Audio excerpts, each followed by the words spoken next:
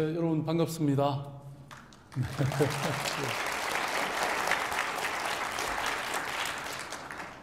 제가 매번 참석하고 있습니다만 제3회 아시아 미래 포럼에 오신 여러분께 감사와 또 인사의 말씀을 드립니다. 특히 이 행사를 주최해 주시는 한겨레 신문사, 한겨레 경제연구소에게 특별히 제 감사의 말씀을 드립니다. 저는 오늘 우리의 이 연대와 인연 또 우정이 우리들 도시와 삶을 더욱더 행복하게 만들 것이라고 확신합니다. 여러분도 그러시죠? 네. 인류의 절반 이상이 이미 도시에 살고 있습니다. 그리고 이런 도시화는 굉장히 급속히 대규모로 이루어지고 있습니다. 저는 도시의 성장, 도시의 승리야말로 우리 인류의 미래와 직결되어 있다 그렇게 생각합니다. 우리 모두 내일을 위해서 고민하기 위해서는 반드시 도시의 문제를 함께 해결하지 않을 수 없습니다. 2013년 리더십의 변혁이라고 하는 주제로 만났지만 결국 시대를 이끄는 리더십이라는 것은 저는 그 개인이 아니라 또 어느 한 특정의 리더가 아니라 정말 다수의 개인, 이 집단 지성의 선택에 달려있다 이렇게 봅니다. 저는 오늘 여러분께 서울이라는 이름에 아주 크고 또 그렇지만 또 동시에 아름다운 이런 선박과 그 배를 이끄는 선장으로서 새로운 리더십, 그리고 그것은 방금 말씀드렸듯이 저만이 아니라 시민들의 리더십을 소개하려고 합니다. 서울이라는 도시가 앞으로 어디로 방향을 잡고 갈 것인지 모두가 우리가 생각하는 그런 혁신에 대해서 얘기를 해보고자 합니다. 그렇습니다. 그간 정부와 시장에 집중되어 있었던 이런 권력은 시민에게로 점차 이양되고 있습니다. 그리고 21세기 전체 인류의 반 이상이 자신의 정체성과 삶의 근거지로 도시를 선택하고 있습니다. 우리의 삶의 근간이 국가에서 도시로 이동하고 있습니다. 그것은 도시가 좀 더 구체적인 어떤 삶과 생활의 배경이자 또 개인들의 정체성의 권원이 되고 있기 때문이라고 저는 생각합니다. 지금은 어느 국가 출신인가가 중요한 게 아니고 오히려 어느 도시 출신인가 이것이 훨씬 더 그 개인의 정체성을 잘 설명해주는 그런 용어가 됐습니다. 지난 20세기 국가가 통치하는 세계 질서는 대립과 갈등을 수많이 야기했고 그것은 지금도 반복되고 있습니다. 이에 실망한 사람들은 도시에 눈을 돌리기 시작했지요. 국가는 힘을 얻기 위해서 동맹국을 모으거나 또는 이데올로기를 강화하고 또 국방과 애국심을 강조하는 일에 영향을 많이 쏟았습니다. 그러나 도시는 직접적으로 시민들의 주택을 해결하고 쓰레기 문제를 처리하고 상하수도를 공급합니다. 또 버스와 지하철을 운영하고 교육과 문화를 정진시키는 일에 영향을 집중합니다. 사람들은 이제 도시가 국가보다 자신들의 삶에 실질적인 영향력을 발휘하고 있다는 것을 직관적으로 깨닫고 있습니다. 제가 이런 말씀드리면 오늘 우리 대선 후보들이 상당히 실망하실 것 같은데 이게 진실입니다. 21세기에 들어와서 도시의 가치는 이런 세계 석학들로 인해서 훨씬 더 주목을 받고 있는데요. 최근에 제가 미국의 정치 이론가인 벤자민 바브라고 하는 교수님하고 인터뷰를 했습니다. 이분이 그렇게 말씀하셨습니다. 만약 시장들이 세계를 지배했더라면, 네, 이분이 이런 제목으로 책을 내려고 전 세계 한 30여 개의 도시의 시장들과 이런 인터뷰를 진행을 하고 있었는데요. 아마 저도 포함되지 않을까 싶습니다. 네, 도시경제학 분야의 세계적인 권위자인 또 하버드 대학교의 경제학과 에드워드 글레이저라고 하는 교수님은 도시의 성리라고 하는 책에서 20세기 인류의 최고의 발명품은 도시다 이런 얘기를 한 것도 바로 저는 이런 제 주장 설명과 맞닿아 있는 그런 주장이라고 생각이 됩니다. 실제로 전 세계는 그 베이징 비엔날레에서도 국가관이 아닌 도시관을 만들었던 이유도 바로 이것이라고 저는 봅니다. 오늘 이 자리에도 도시 혁신 면에서 고유의 성과를 내는 아름다운 도시들 말메하고 또 스페인의 빌바오 두 도시의 시장님과 부시장님과 계신데요. 오늘 아마 이 두 도시가 얼마나 시민들의 삶을 행복하게 만들었는지, 얼마나 위기의 도시를 이런 기회의 땅으로 만들었는지를 설명해 주시리라고 저는 생각합니다. 저는 이러한 도시 간의 연대, 도시 간의 교류, 협력이 국가 간의 교류에 비해서 사실은 실질적으로 시민들의 삶에 크게 기여하고 또 행복의 만족도를 저는 높여줄 것이라고 믿고 있습니다. 그래서 개별적으로가 아니라 함께 모색해야 한다고 저는 봅니다. 세계 경제 위기 이후에 이 도시에 닥치고 있는 또 시민들의 삶에 닥치고 있는 수많은 도전과 과제들은 심각한 상황입니다. 양극화와 청년 실업, 또 공동체 해체와 높아지는 실업률, 자살률, 낮아지는 이 출산율, 그리고 급속히 발전해가는 고령화 사회, 이런 것들의 많은 문제들을 해결하기 위해서는 더 늦기 전에 지혜로운 경험을 모아가는 공동의 이런 대안을 마련하는 과정이 있어야 된다고 저는 봅니다. 구성원들의 삶의 질에 눈을 돌리는 도시 혁신이 필요한 것입니다. 그렇다면 우리는 도시를 어떻게 혁신하면 좋을까요? 첫째, 저는 혼자서는 절대로 안 된다는 생각입니다.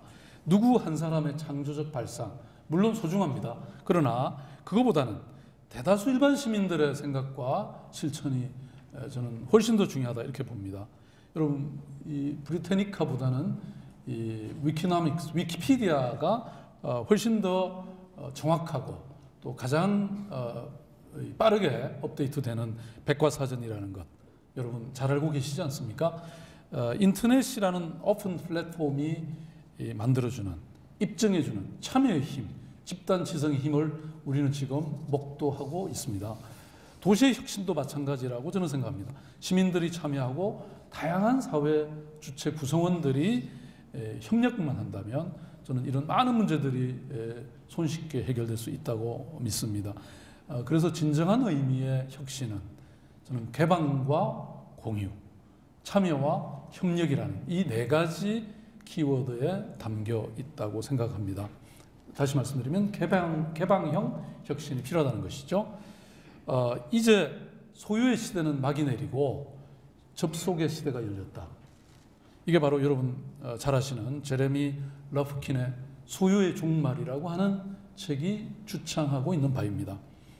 누가 더 많이 가지고 있는가가 아니라 누가 더 많이 연결되어 있는가, 이게 훨씬 더 중요한 시대가 됐다는 것이죠. 이러한 접속의 시대에는 적극적인 정보 공개가 필요합니다. 그것이 이 양질의 연결, 접속을 가능하게 하기 때문입니다. 그동안 서울시를 포함해서 공공기관은 정보 공개에 굉장히 꺼려했습니다. 혹시나 우리 잘못이 드러나지 않을까 이런 생각이었죠. 제가 시장이 되면서 일단 작성되는 모든 공문서는 특별한 사정이 없는 한 공개하는 것을 원칙으로, 말하자면 포지티브 시스템에서 네거티브 시스템으로 이렇게 바꾸었습니다. 그래서 서울시는 정보 소통 광장을 개설했습니다. 아주 예민한 정보조차도 다 벗어라. 그래서 제가 누드 프로젝트라고 해서 아주 그동안 시민들의 관심과 또 논쟁을 낳았던 여러 주제에 대해서 정보를 하나도 남김없이 다 공개해라, 이렇게 지시했습니다. 그리고 서울시가 보유하고 있던 그동안 굉장히 많은 양의 데이터베이스를 다 몽땅 공개하기 시작했습니다. 저는 이것은 서울시정이 투명하게 됨으로써 시민들이 참여할 수 있는 수기적 민주주의의 기반을 제공하는 것일 뿐만 아니라 더 나아가서 경제적 부의 창출도 가능하게 됐다. 저는 이렇게 봅니다. 이미 IT 전문가들이 서울시가 공개한 이 정보들을 가지고 공공 애플리케이션들을 만들기 시작했습니다. 저는 이것이 1년, 2년이 되지 않아서 굉장한 경제적 효과를 낳을 것이라고 믿습니다.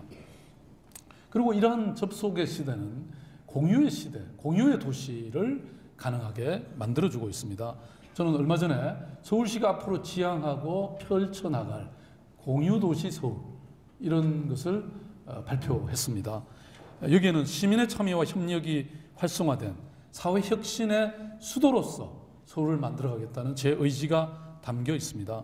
지금까지 시민들은 정책이나 도시 인프라를 소비하는 일방적, 수동적 소비자의 입장에 머물렀습니다. 그러나 이제는 집단지성이므로 스스로 필요한 서비스를 만들어가거나 적극적으로 참여하고 협력함으로써 스스로 자신의 삶을 바꾸는 변화의 주체로 나아갈 수 있게 됐습니다. 앞으로의 서울시는 그렇게 시민의 눈높이에서 시민이 스스로 주체하고 스스로 정책 결정에 참여하는 정책의 결정자로 그럼으로써 혁신하고 공유하는 그런 도시로 나아갈 것입니다.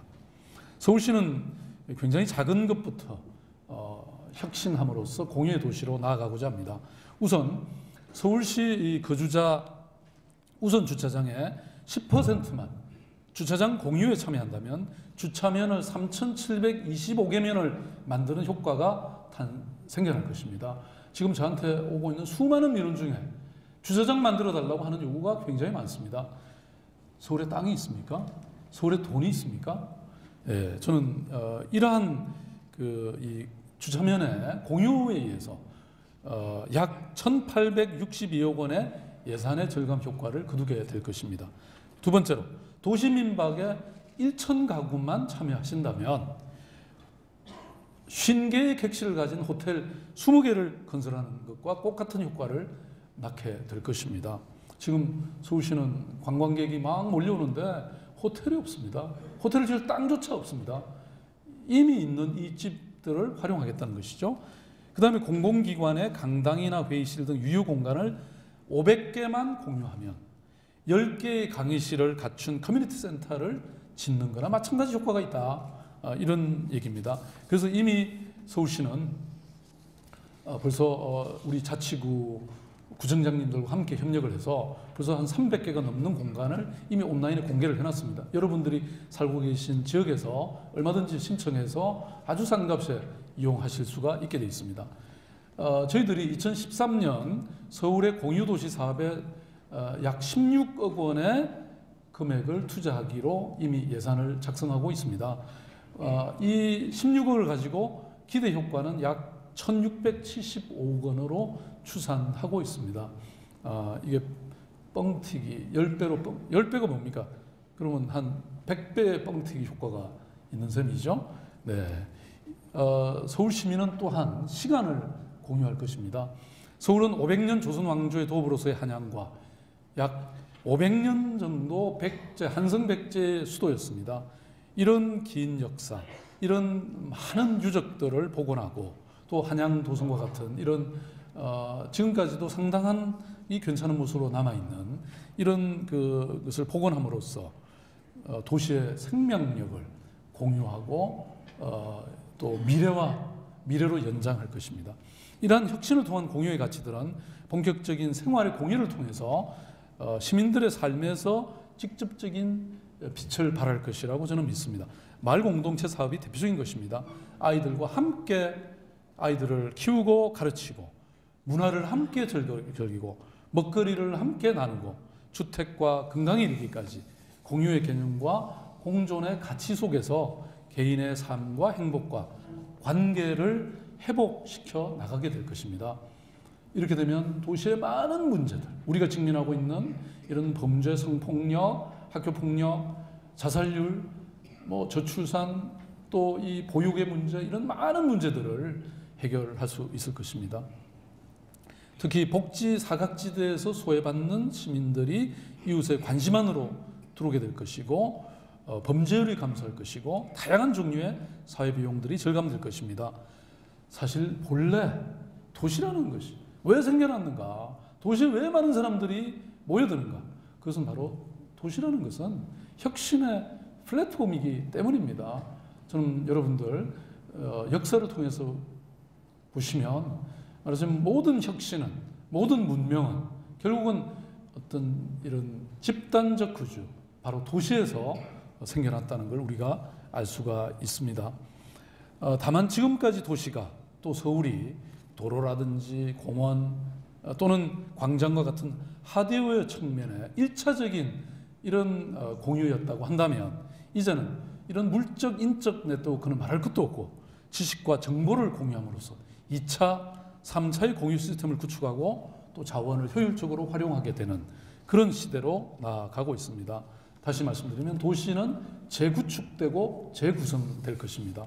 자연과 인간, 기술과 역사, 그리고 시민의 행복과 지속 가능한 성장이 공존하는 그런 내일을 위해서 공유의 힘으로 도시를 혁신해 나아갈 것입니다. 무엇보다 서울시는 또 이러한 혁신에 굉장히 유리한 도시입니다.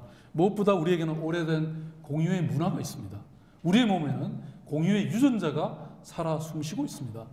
뿐만 아니라 이런 아주 밀도가 높은, 인구 밀도가 높은 서울시는 때로는 불리하게도 작용하지만 또 공유에 필요한 시간과 정보, 비용을 줄여주기도 합니다.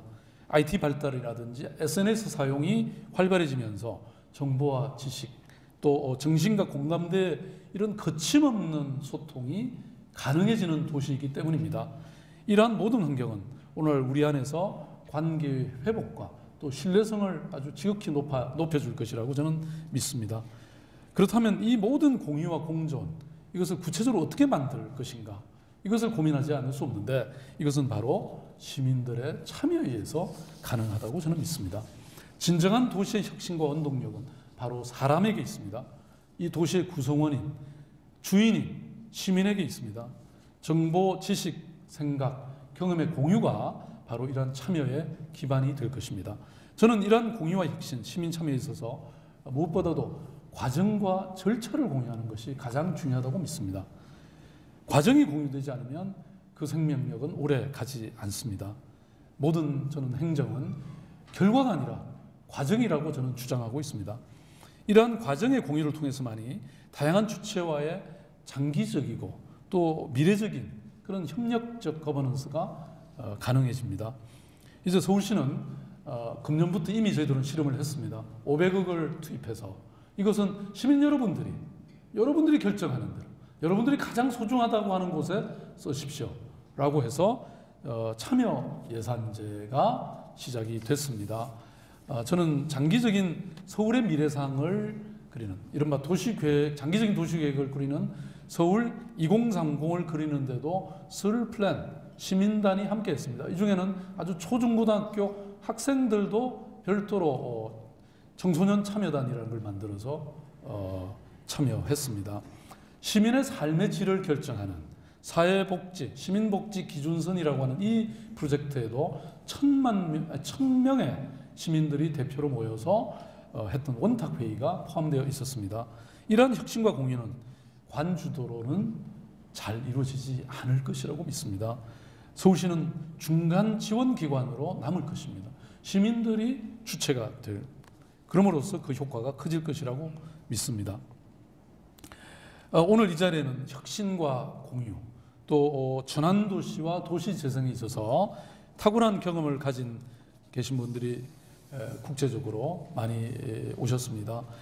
지금 계신 모든 분들은 이제 이미 너무나 훌륭한 서울 시민들이시고 또 서울 시민의 좋은 또 동료이자 선배들이시기도 합니다. 어떤 분들과 함께 서울이 나아갈 바를 공유하게 될 것인지 오늘 충분한 토론을 통해서 저는 좋은 결론이 나타날 것이라고 믿습니다. 모쪼록 좋은 우정 많이 나누시고 또 좋은 혁신의 아이디어 많이 얻어가시기 바랍니다. 다시 한번 서울시장으로서 우정의 인사를 드립니다. 고맙습니다.